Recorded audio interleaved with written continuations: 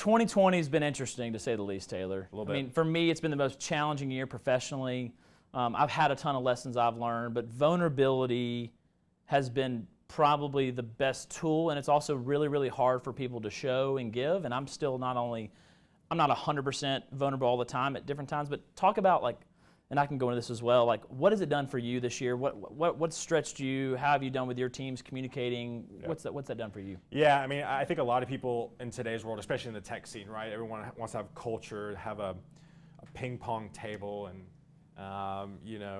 beer on tap, and while I think those are great, I think what you're seeing right now is this push to really have transparency, to have a place where you can have culture, to be yourself, to bring your entire self, which is, I know, something that we strive for here at Vaco. And so, with our team, I would say this year, I have been through the trenches with people on my team in different parts of their lives that I've never experienced before. I think that's what the biggest thing this has brought in COVID is, our CEO, Jerry, always says you bring your whole self to work, right?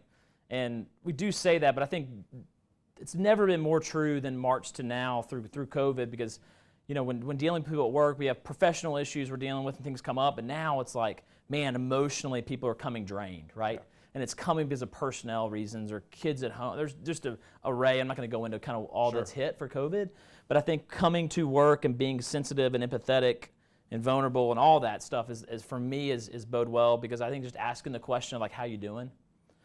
And slowing down and just kind of trying to see the person has helped me, because we get going so fast in work where people just want to be seen, they want to be heard and know that you care.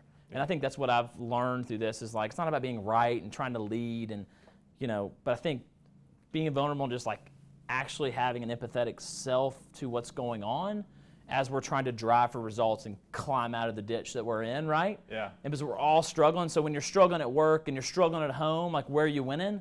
Who's listening? And so that's where I've tried to like be just asking questions. Are you okay? How's it going? What can I do? And usually it's not much. Right. But it's just like a place to vent and listen,